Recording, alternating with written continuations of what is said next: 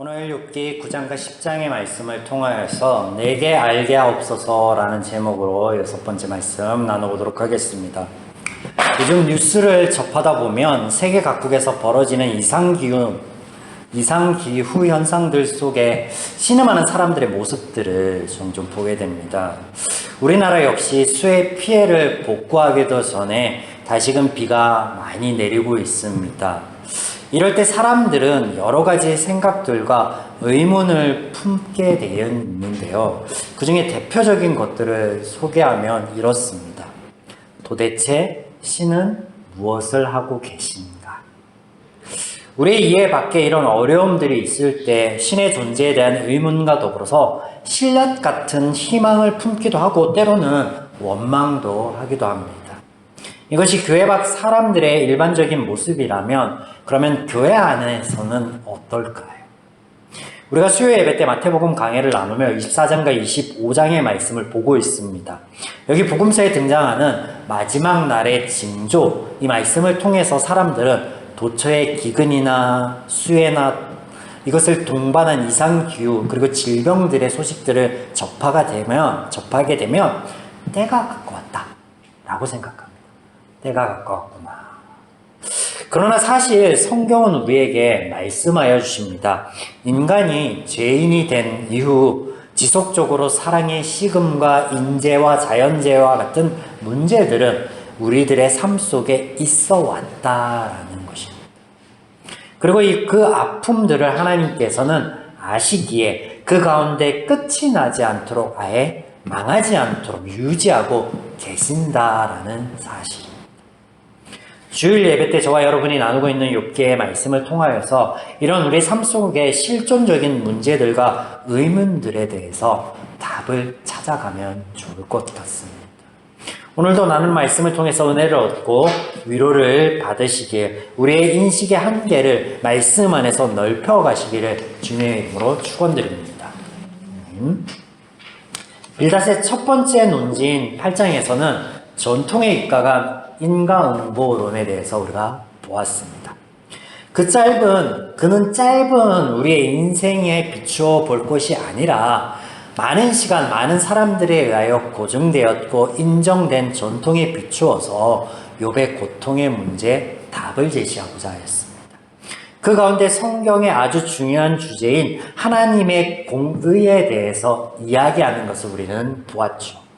하나님의 공의는 창조물인 인간, 특별히 죄인이 되어 하나님에 대한 인지적인 한계에 있는 빌닷과 같은 죄인이 이해하기에는 어렵다.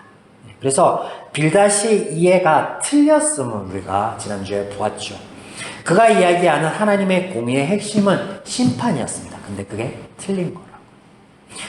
우리가 그간 성경 강해를 통해서 살펴보았듯이 하나님께서는 심판하시는 것이 아니라 제 결과 그 속에서 신음하고 아파하는 죄인들에게 은혜를 베푸시는 분이었습니다.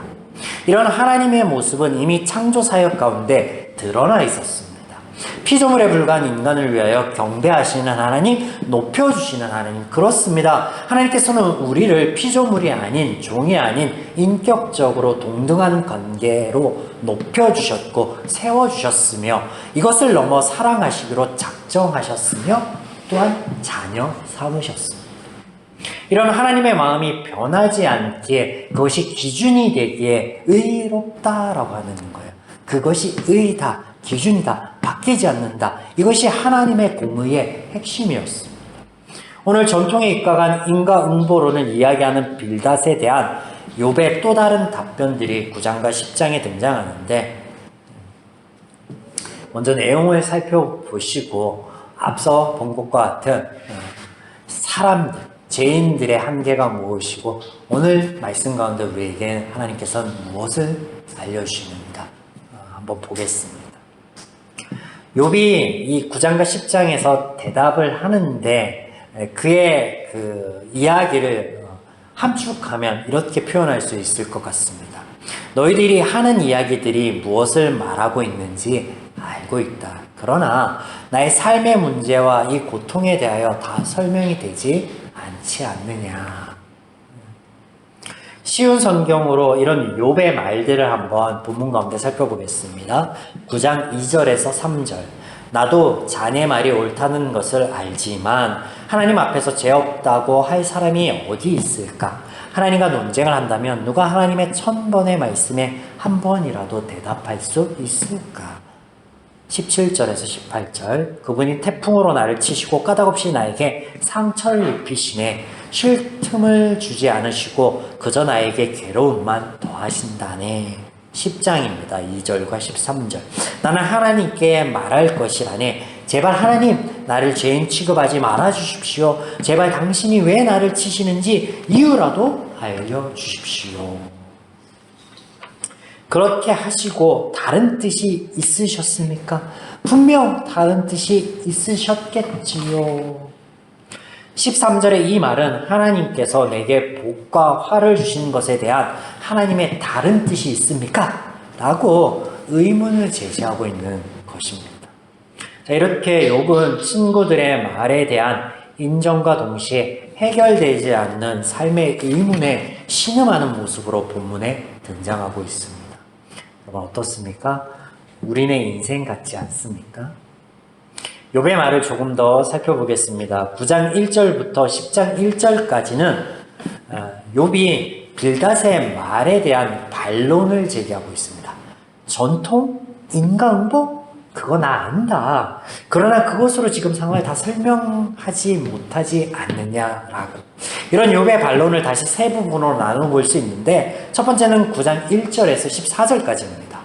하나님 앞에 인간은 전적으로 무능하며 하나님과 논쟁을 통하여서는 자기 의를 입증할 수 없다. 쉬운 성경을 읽어드립니다. 이 대목을 군데군데 읽어드릴게요. 3절. 하나님과 논쟁한다면 누가 하나님의 1000번의 말씀에 한 번이라도 대답할 수 있을까? 10절. 하나님은 측량할 수 없는 위대한 일들을 수없이 기적을 행하시는 분이라네. 12절. 그분이 가져가시면 누가 도로 찾을 수 있으며 누가 감히 그에게 당신이 무엇을 하십니까? 라고 말할 수 있는가? 네, 이렇게 인간은 하나님 앞에 전적으로 무능하며 논쟁을 통해서는 의를 입증할 수 없다 라고 말하고 있습니다. 두 번째는 9장 15절로 24절. 하나님과 욥 자신 사이의 괴리감에 대해서 말하고 있습니다. 역시 쉬운 성경으로 16절부터 18절 말씀 보겠습니다.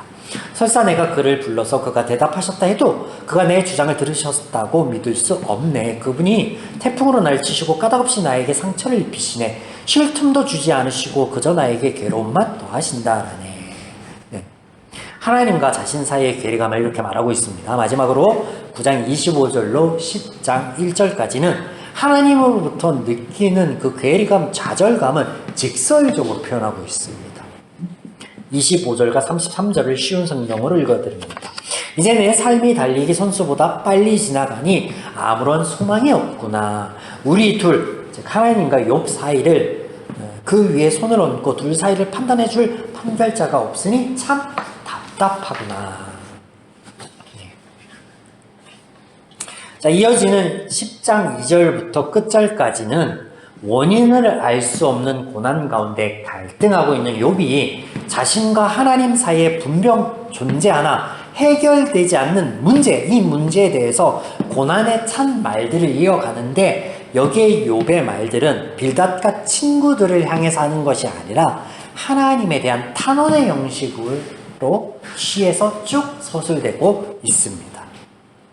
자, 욥이 이렇게 하나님께 적극적으로 탄원하고 있다라고 하는 것은 지금 자신이 겪고 있는 문제들이 친구들과 변론을 통하여서 해결될 수 없고 오직 하나님에 의해서만 해결될 수 있음을 인식하고 있다는 거예요.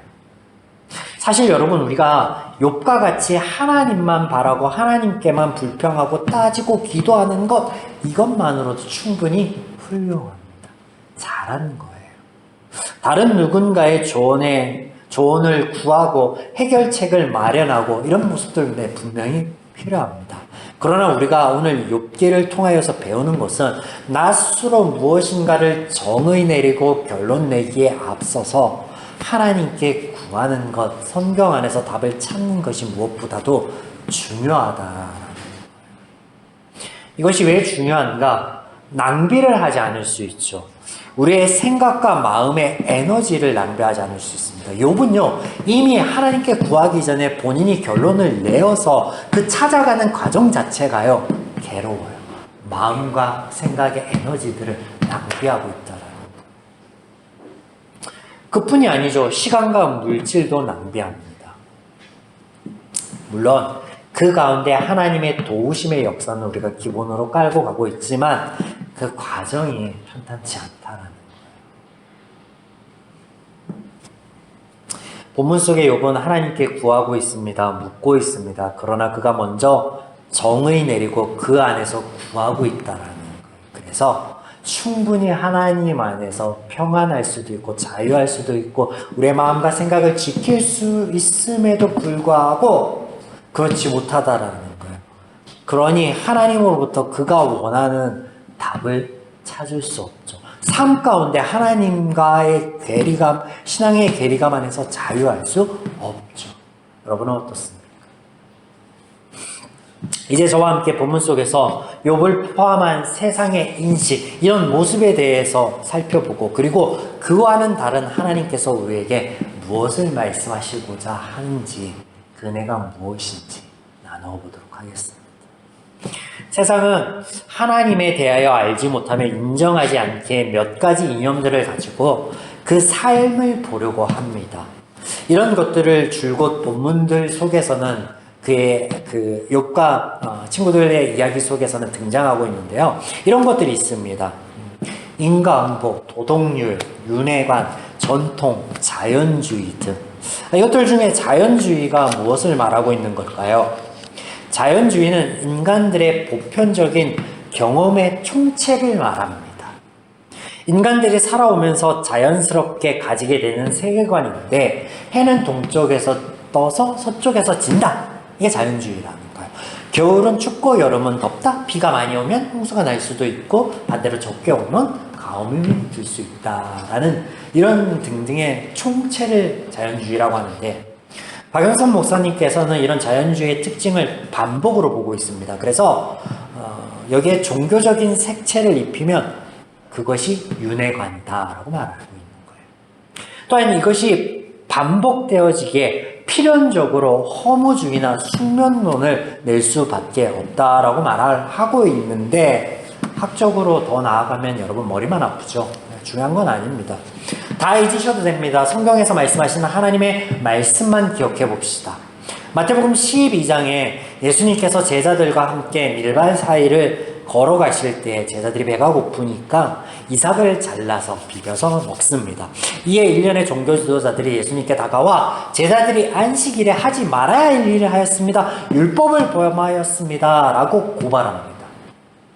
이에 예수님께서 대답하시죠. 8절에 인자는 안식일의 주인이라. 동일한 사건을 다루고 있는 마가복음 2장에서는 이렇게 기록하고 있습니다. 안식일이 사람을 위하여 있는 것이요 사람이 안식일을 위하여 있는 것이 아니니라. 비단 이삭을 잘라 먹는 이 일뿐만 아니라 예수님께서 안식일에 많은 병자들을 고치시는 일에도 이와 같이 유대 종교 지도자들이 그들의 전통과 율법을 내세워 예수님을 적대하고 있는 것을 보게 됩니다. 이에 가르치시는 하나님의 말씀이 여러분 얼마나 놀랍습니까? 율법과 전통과 그것이 중요한 것이 아니라 사람이 그 위에 있다. 율법과 전통은 사람을 위해 존재하는 것일 뿐이다. 라고. 사랑하는 여러분, 그렇습니다. 하나님께서 만드신 모든 창조 세계와 말씀은 사람을 위하여 있습니다. 사람이 창조해낸 모든 것들은요, 사람을 위해 있습니다. 너무나 유명한 문구가 있죠. 사가 사람을 위해서 있다. 그래서 모든 도로의 법들은요, 사람을 위해서 그 편의를 제공하도록 되어 있죠. 기본적으로.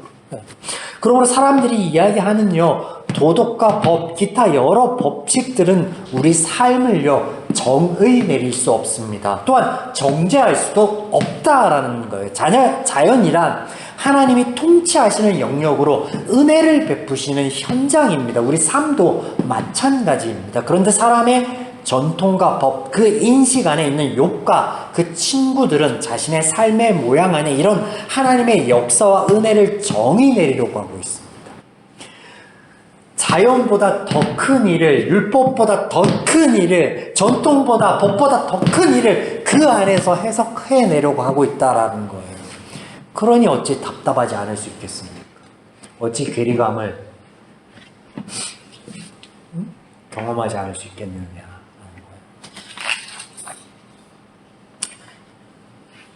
2절 10장 2절입니다. 내가 하나님께 아뢰오리니 나를 정죄하지 마옵시고 무슨 까닭으로 나와 더불어 변론하시는지 내게 알게 하옵소서.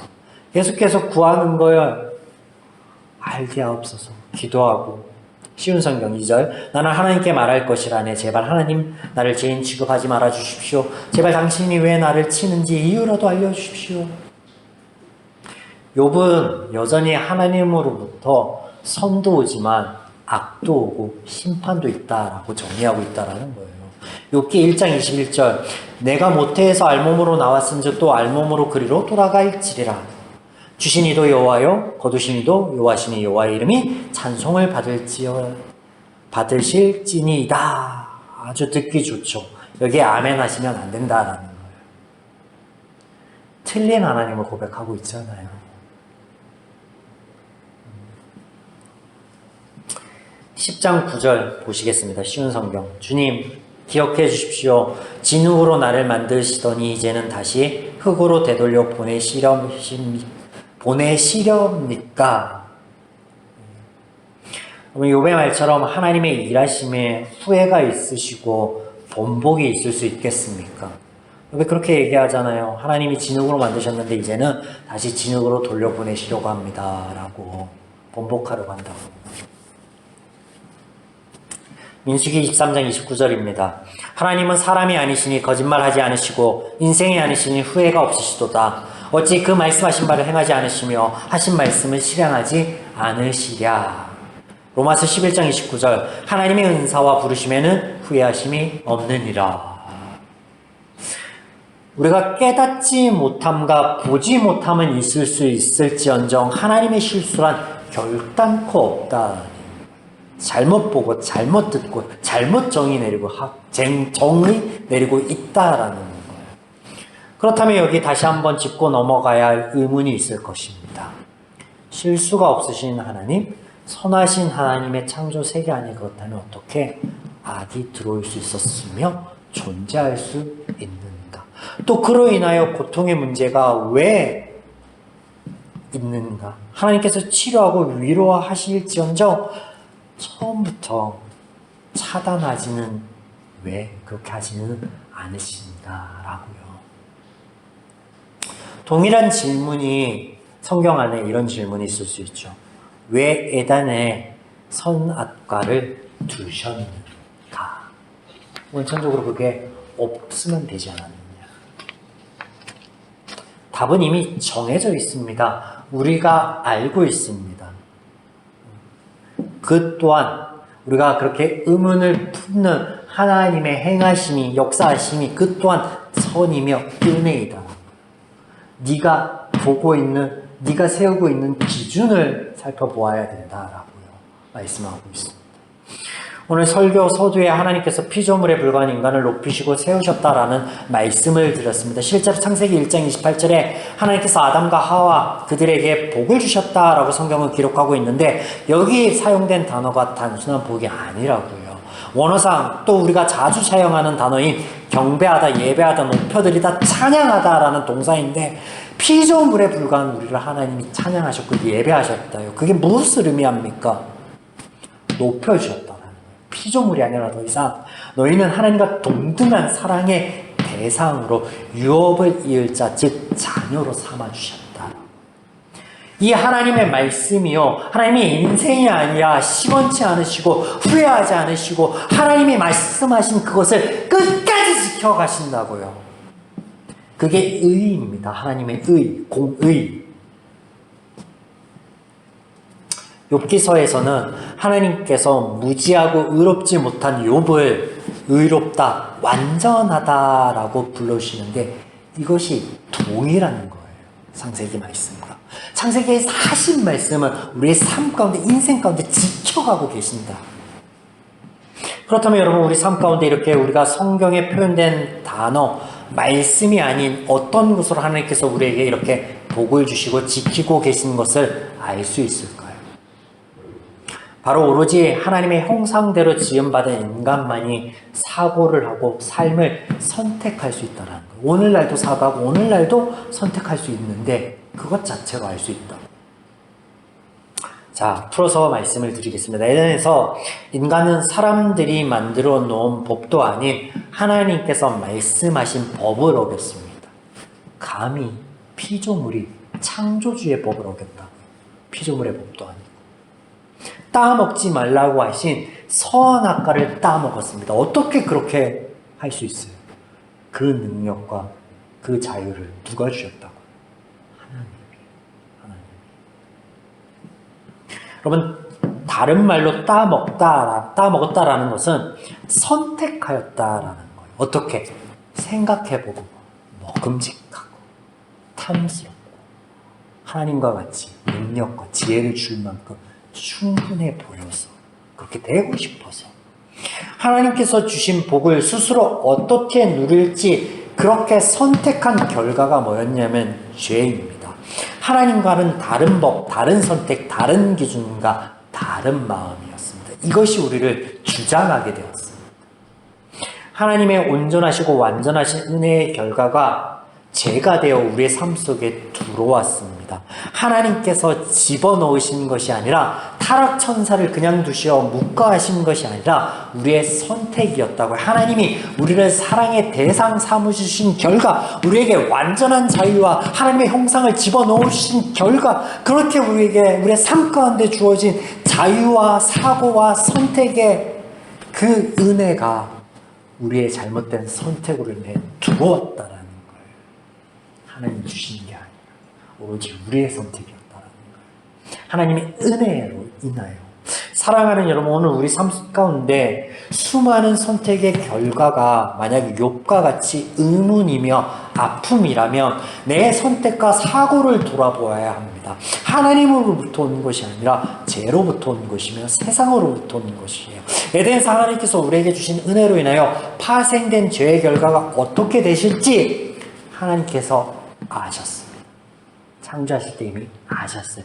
그럼에도 불구하고 살아가기로 작정하셨기에 선악과를 두셨어요. 선택할 수 있도록 자유를 주셨어요. 때문에 하나님께서요, 벌이 아니라 구원을 선포하시는 거예요. 욥이 어떤 하나님을 인식하고 고백하든 하나님께서는 그의 아픔과 고통을 아십니다. 그러기에 그의 신음소리를 듣고 계시고 이제 하나님께서 그의 앞에 서실 때 우리가 살펴본 바 불신앙과 불순종의 말을 이어가는 그 선택에 대한, 욥의 선택에 대한 심판과 정죄가 등장하지 않고 욥아 네 말이 옳다라고 하시는 하나님의 은혜가 등장합니다. 내 친구들을 위하여 중보하라 라고 기도하라 라는 말씀하여 주시고 회복시켜 주십니다. 여러분, 어디에 심판이 있어요? 어디에 하나님으로부터 악한 것이 오고 있어요? 없어요. 사랑하는 여러분, 하나님께 속한 우리 모두가 이런 하나님의 말씀 안에서의 바른 가치관과 세계관이 정립되어서 우리의 삶 안에서 이 하나님의 은혜를 누리시는 또 그런 우리의 한 주의 발걸음이기를 주님의 이름으로 축원드립니다.